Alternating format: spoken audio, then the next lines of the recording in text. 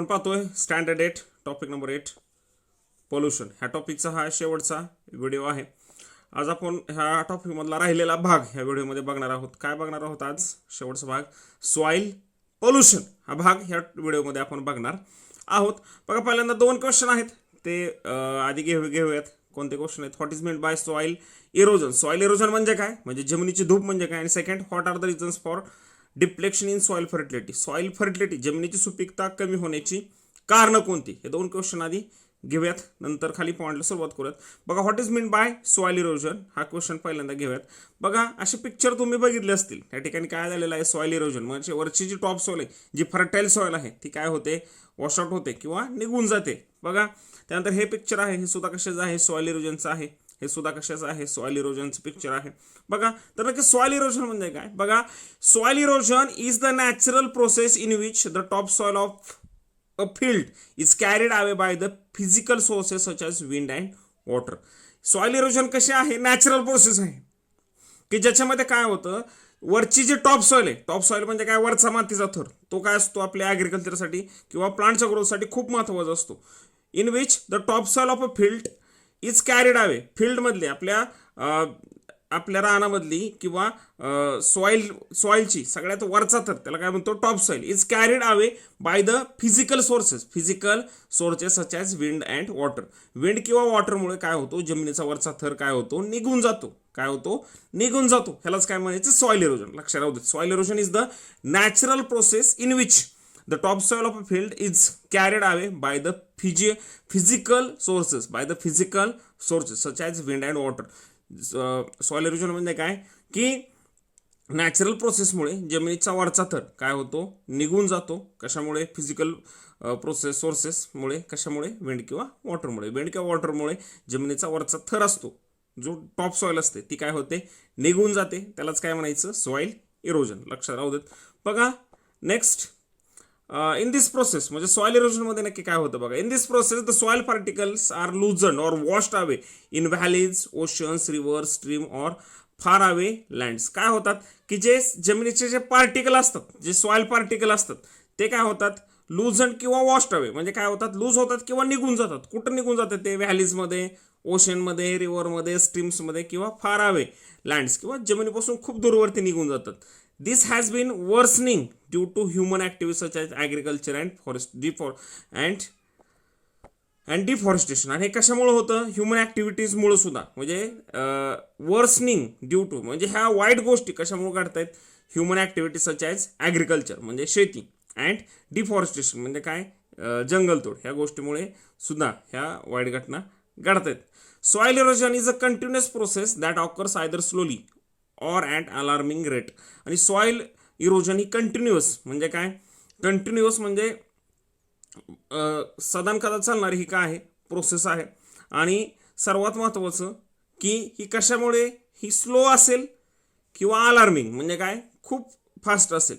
बघा, soil erosion is the continuous process म्हणजे चालत आलेली ही प्रोसेस आहे. Soil erosion is a continuous process that occurs either slowly or at alarming rate. ती हळू, सॉइल इरोजन प्रोसेस हळू होईल किंवा खूप मोठ्या स्पीडने होईल. बघा, it results in continuous loss of top soil. आणि ह्याच्यामुळं काय होतं, सॉइल इरोजनमुळे टॉप सॉइल काय होते, कंटिन्युअसली काय होते, लॉस होते. म्हणजे काय होते, टॉप सॉइल निघून जाते. जे फर्टाईल आहे वरची टॉप सॉइल, ती काय होते, निघून जाते. Ecological degradation and soil collapse. आणि सॉइल काय होते, कॉलॅप्स होते, माती कोसळून पडते. आणि इकॉलॉजिकल डिग्रेडेशन म्हणजे इकोसिस्टम सुद्धा तिथली काय होते, पूर्णपणे डिस्टर्ब होते. असे डेंजरस काय आहेत, रिझन्स आहेत, इफेक्ट आहेत कशाचे, सॉइल इरोजनचे. बघा, देन सेकंड क्वेश्चन होता आपला, what are the reason for decline in soil fertility. तर एक क्वेश्चन बघूयात.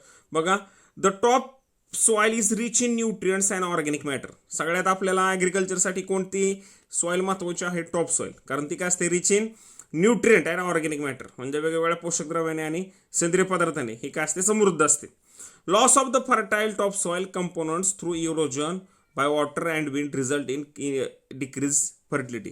जर अशा टॉप सॉइलचं सॉइल इरोजन झालं, कशामुळे, wind or water, result in decreased fertility. ह्याच्यामुळं काय होते, फर्टिलिटी कमी होते. म्हणजे पहिलं रिझन काय आहे फर्टिलिटी कमी होण्याचं, काय, सॉइल इरोजन. काय आहे, soil erosion. The loss of fertile topsoil by the through erosion by water or wind result in decreased fertility. जर विंड किंवा वॉटरने काय झालं, सॉइल इरोजन झालं तर ह्याच्यामुळे काय होते, वरची फर्टाईल सॉइल काय होते, निघून जाते आणि किंवा त्याची फर्टिलिटी काय होते, कमी होते. कारण त्याच्यातले न्यूट्रिएंट्स आणि ऑर्गॅनिक मॅटर काय होतात, सॉइल इरोजनमुळे सॉइलमधले कमी होतात. लक्षात राहू दे. Then second, soil erosion is very common in many parts of the country. आणि सॉइल इरोजन हे आपल्या कंट्रीमधल्या बऱ्याच पार्टमध्ये काय आहे, कॉमन आहे. बघा, the basic cause of soil erosion are the result of human activity such as deforestation. त्यानंतर डिफॉरेस्टेशन म्हणजे काय, जंगलतोड, ओव्हरग्रेझिंग. ओव्हरग्रेझिंग म्हणजे काय, जास्त गुरं चारणे किंवा जास्त चराई, हे सुद्धा काय आहे, एक सॉइल इरोजनचं प्रॉब्लेम आहे. त्यानंतर बघा, पोअर सॉइल मॅनेजमेंट म्हणजे काय, सॉइल मॅनेजमेंट, माती व्यवस्थापन व्यवस्थित नसणं, हे सुद्धा काय आहे, सॉइल फर्टिलिटी कमी होण्याचं कारण आहे. लक्षात राहू देत. पहिल्यांदा काय आहे, सॉइल इरोजन आहे. त्यानंतर human activities, deforestation, overgrazing, poor soil management, these are the reasons for decline in soil fertility. Then next बघा, पॉईंट बघूयात आता.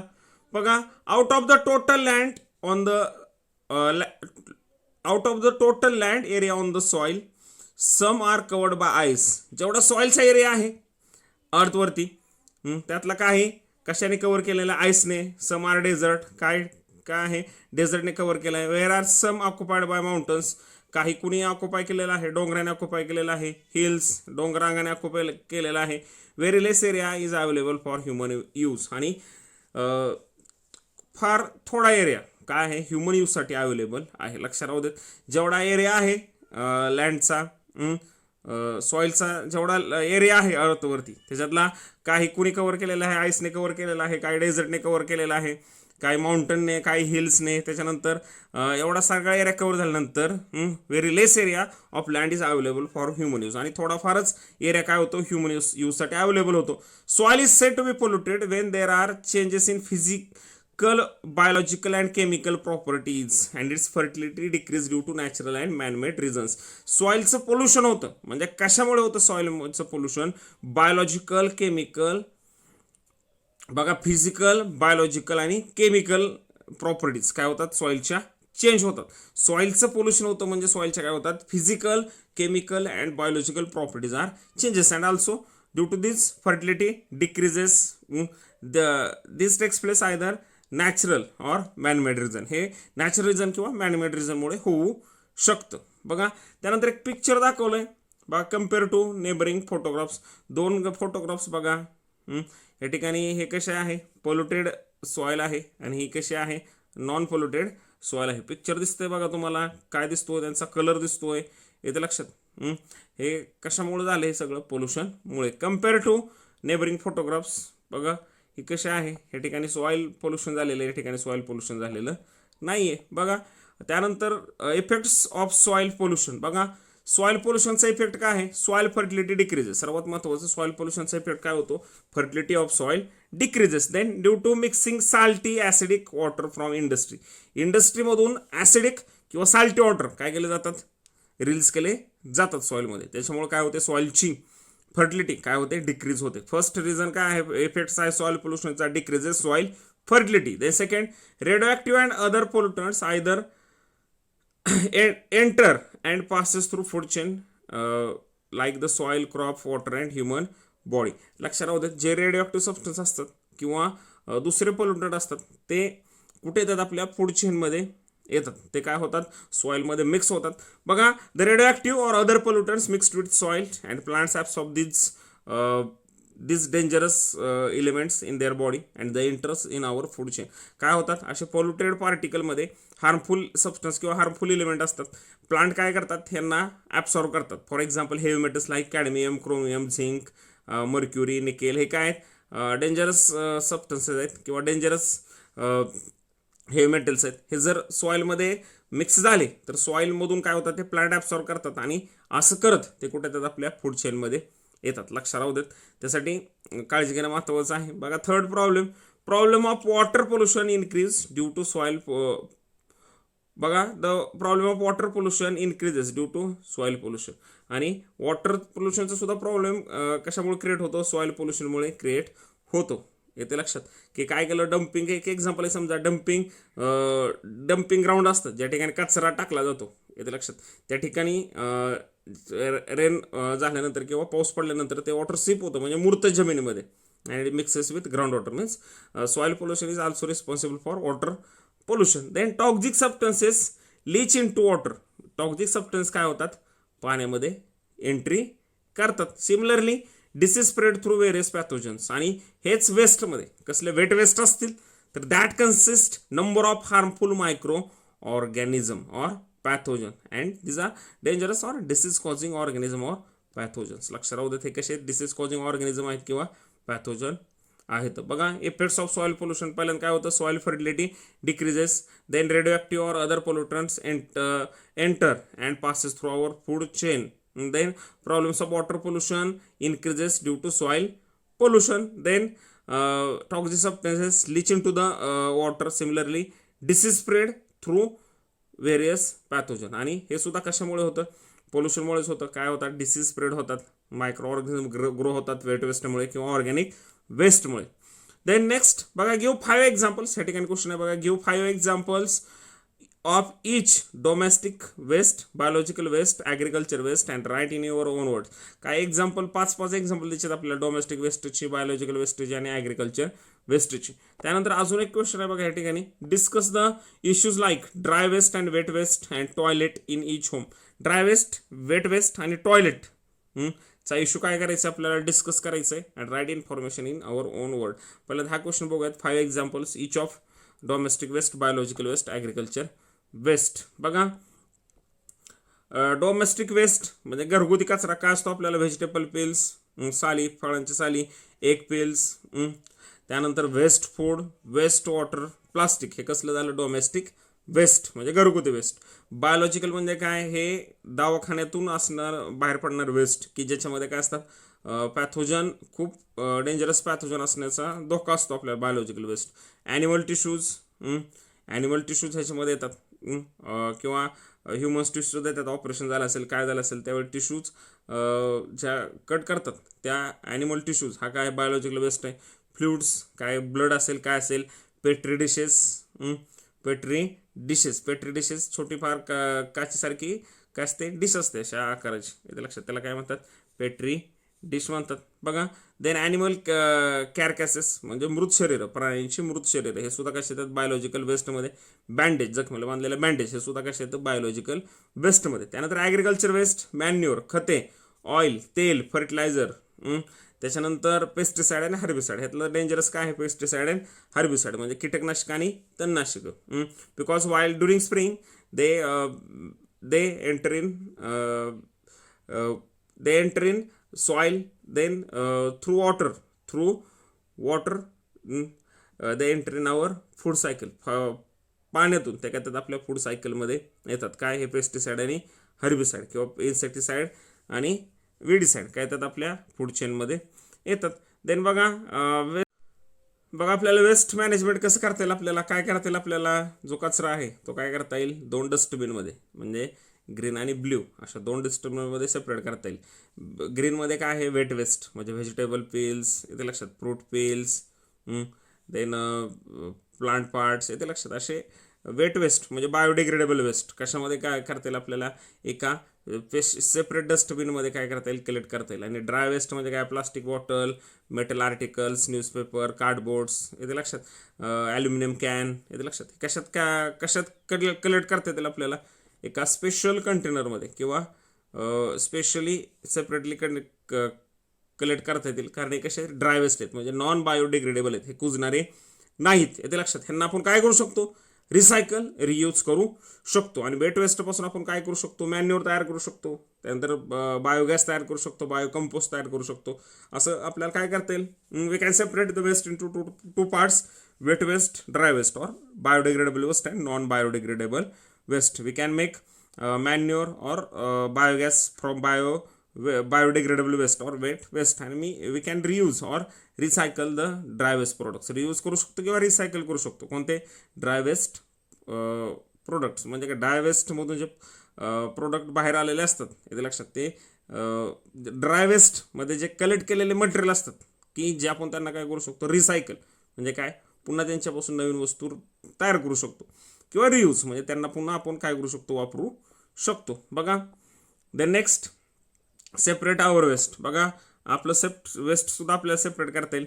वेट वेस्टमध्ये काय ठेवता येईल आपल्याला व्हेजिटेबल वेस्ट फ्रूट वेस्ट म्हणजे काय घरी भाज्या निवडून शिल्लक राहिलेले वेस्ट असेल फ्रूट शिल्लक राहिलेले असतील एग शेल्स अंड्याचे टरफले असतील चिकन बोन्स असतील चिकनचे फिशचे बोन असतील टी लिव्ज त्यानंतर कुक्ड फूड शिजवलेला अन्न असेल आणि गार्डन वेस्ट म्हणजे आपल्या बागेतलं वेस्ट असेल हे सगळं काय आहे वेट वेस्ट आहे. ह्याच्यापासून हे कसं आहे बायोडिग्रेडेबल आहे कसं आहे बायोडिग्रेडेबल आहे आणि ह्यांच्यापासून आपण काय करू शकतो मॅन्युअर एक गुड क्वालिटी मॅन्युअर किंवा बायोगॅस प्रोड्यूस करू शकतो. त्यानंतर ड्राय वेस्ट काय आहे ड्राय वेस्टमध्ये काय तर paper plastic metal glass rubber thermocol fabric आणि लेदर हे कशामध्ये येतं ड्राय वेस्टमध्ये. हे कसं आहे नॉन बायोडिग्रेडेबल आहे येते लक्षात नॉन बायोडिग्रेडेबल आहे म्हणजे ह्यांच्यापासून आपण काय करू शकणार नाही ह्यांना आपण डिकम्पोज करू शकणार नाही कुजवू शकणार नाही. ह्यांना काय करावं लागेल आपल्याला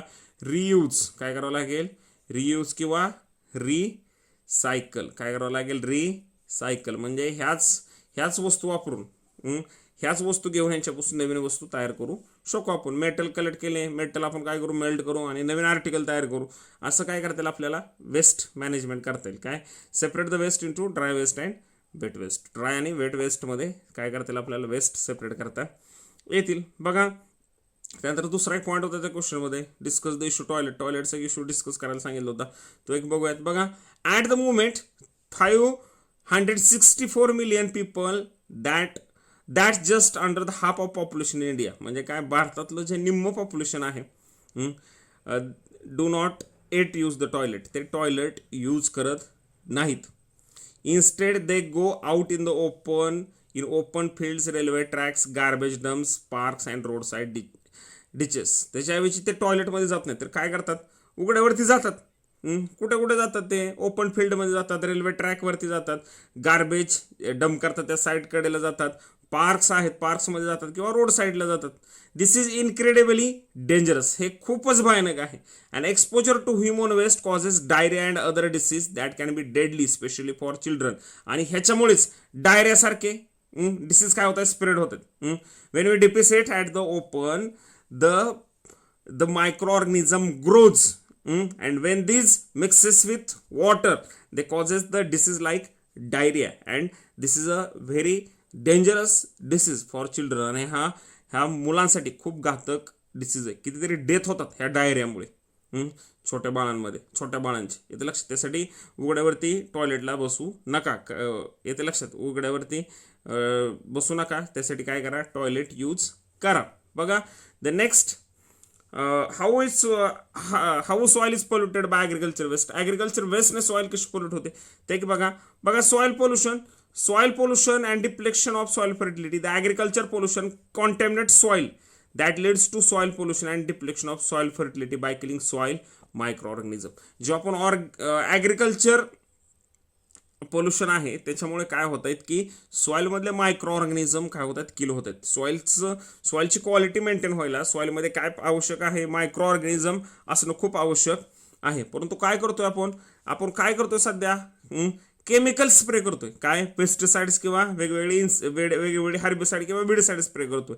दिस chemicals kills the micro organism that present in the soil. हे काय करतात सॉइलमध्ये असणारे मायक्रो ऑर्गॅनिझम ला मारतात.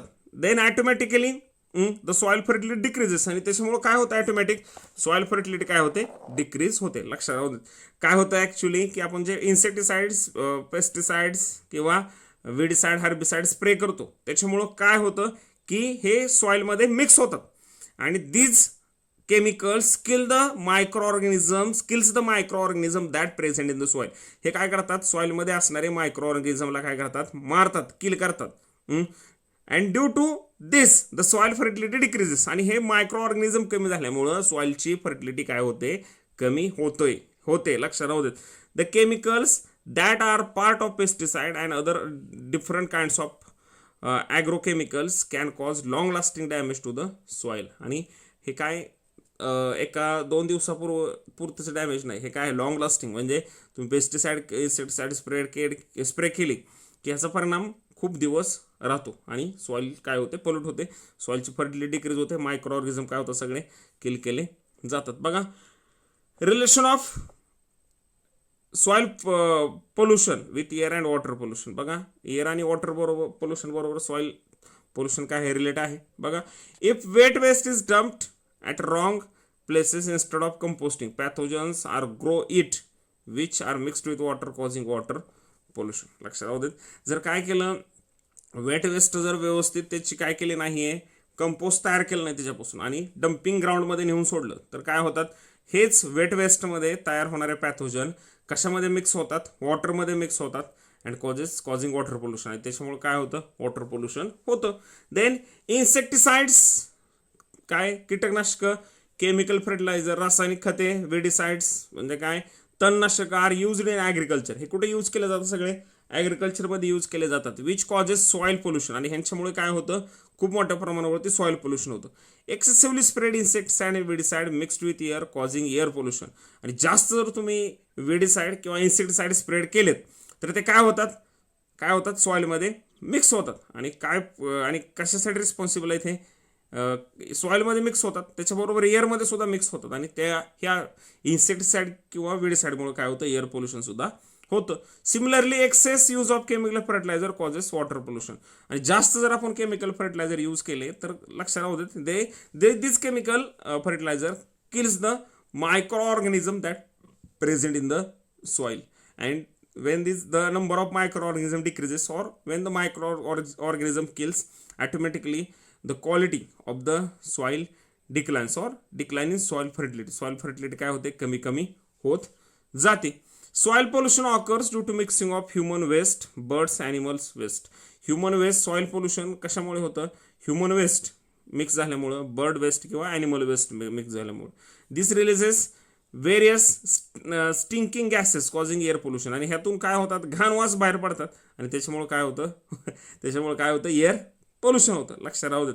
बघा some waste may cause water pollution if mixed with water. आणि काय वेस्ट जर वॉटरमध्ये मिक्स झालं तर काय होतं, त्याच्यामुळे वॉटर पोल्युशन होतं.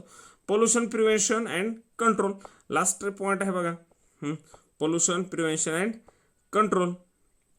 बघा pollution prevention and control. Government of India has enacted some laws for control.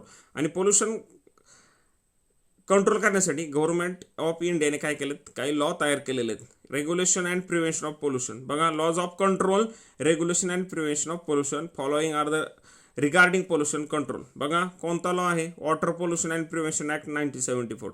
Water pollution and prevention, जलप्रदूषण आणि त्याचा प्रतिबंध कायदा कधी 1974. Then second air pollution and prevention act 1981, environment protection act 1986. असे काय केलेत, लॉज तयार केलेले आहेत. बघा various laws and rules are in force various laws and rules are in force in relation to biomedical waste. Biomedical waste शिकलो तर आपण काय आहे, खूप डेंजरस आहे, कारण इथूनच काय होतात, पॅथोजन बाहेर पडतात. Pathogen means disease causing micro organism. There harmful influence solid waste and sound pollution. ह्या वेगवेगळ्या पॉईंटसाठी सुद्धा काय आहेत, वेगवेगळे लॉज तयार केलेले आहेत. Government statutory bodies like Maharashtra pollution control board and central pollution control board supervise about whether the industrial area and local government bodies like municipalities, district councils, panchayat samiti, gram panchayat etc. follow the laws of about pollution control. आणि बघा कोणी हे lodge follow करायचे आहेत. बघा industrial areas, त्यानंतर local governing body such as municipalities, district councils, panchayat samiti, grampanchayat and etcetera follow the rule of pollution control. ह्या ठिकाणी आपण थांबूयात. ह्या ठिकाणी आपला हा टॉपिक संपतो. नवीन व्हिडिओमध्ये भेटूयात नवीन टॉपिक घेऊन. आणि सर्वात महत्त्वाचं, जर तुम्हाला व्हिडिओ आवडत असतील तर व्हिडिओ मित्रांना पाठवत चला, शेअर करत चला, व्हिडिओ लाईक करा, सर्वात महत्त्वाचं माझ्या यूट्यूब चॅनलला सबस्क्राईब करा, बेल आयकॉनला प्रेस करा, म्हणजे नवीन व्हिडिओ अपलोड केल्यानंतर तुम्हाला लगेच नोटिफिकेशन मिळतील. धन्यवाद. भेटूयात नवीन व्हिडिओमध्ये.